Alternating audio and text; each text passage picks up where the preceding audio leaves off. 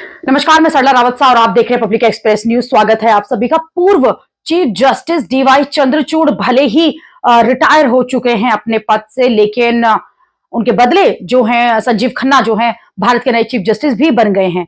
लेकिन उसके बावजूद डीवाई चंद्रचूड़ लगातार सवालों के घेरे में है। नेता उन पर एक के बाद आरोप लगाए जा रहे हैं और इधर महाराष्ट्र के चुनाव के बाद हार जो मिली संजय राउत ने और पत्रकार राणा आयुब ने अब पूर्व सीजेआई पर उनके जिस तरह से उन्होंने काम किया है अपने पूरे शासनकाल में, अपने पूरे जब तक वो सीजेआई रहे हैं, उसको लेकर सवाल खड़े करे हैं। ताजा मामला पत्रकार राणा आयुब का है, जो उन्होंने भी सवाल खड़े किए हैं। हालांकि पहले जो है राणा आयुब ने संभल हिंसा को लेकर जिक्र करते हुए चंद्रचूड़ का जिक्र किया। राणा आयुब ने सोशल मीडिया पर पोस्ट लिखा कि संभल में 4 मौत। पूर्व सीजेआई चंद्रचूड़ ने ज्ञानवापी मस्जिद और अन्य इस्लामी संरचनाओं के संप्रेषण की अनुमति ये कहते हुए दी थी कि ये पूजा स्थल अधिनियम 1991 का उल्लंघन नहीं करेगा। 4 लोगों की मौत के नुकसान के लिए आखिरकार कौन जिम्मेदार? अपनी इस पोस्ट में साफ तौर पर पूर्व सीजेआई का नाम उन्होंने लिया।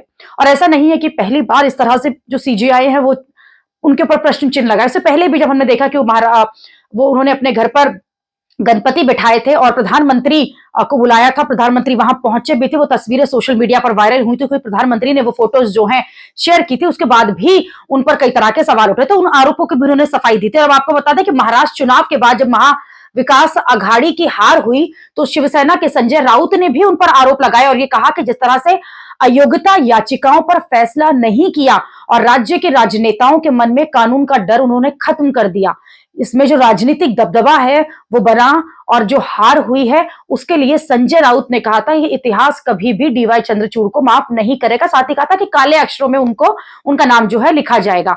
अब अपने ऊपर इतने आरोप लगने के बाद न्यायाधीश ने खुलकर इस पर बोला है। उन्होंने भारत के जो पूर्व न्यायाधीश हैं चंद्रचूड़, उन्होंने उद्धव ठाकरे गुट की शिवसेना के हालिया आरोपों पर साफ जवाब दिया।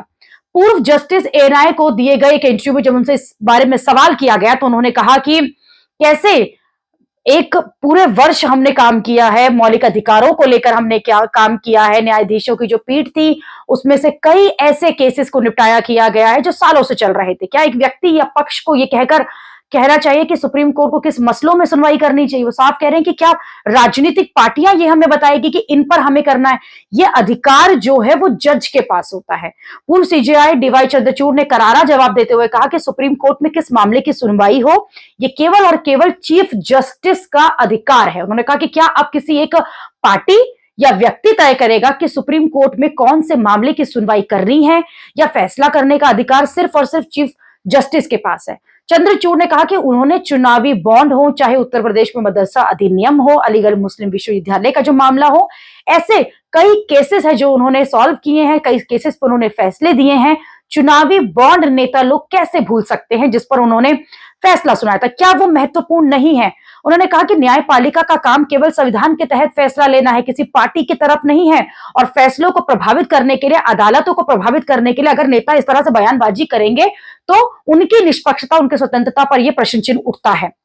अपने ऊपर लगे आरोपों पर वो साफ साफ जवाब दे रहे हैं। इससे पहले भी जब उनपे आरोप लगे थे कि प्रधानमंत्री को उन्होंने क्यों अपने घर पे बुलाया, क्योंकि राजनीतिक और इस तरह से जो न्यायपालिका है उसका कोई मिलन नहीं है, उसका कोई भी मेल जोल नहीं होना चाहिए। उस पर भी उन्होंने कहा था कि बाहर भी हम मिलते रहते हैं, हम कोर्ट में क्या केसेस चल रहे हैं उस पर बात नहीं करते, सोशल मुद्दों पर जरूर बात करते हैं, लेकिन इस वक्त कोर्ट में क्या मुद्दा चल रहा है उस पर बातचीत नहीं होती है।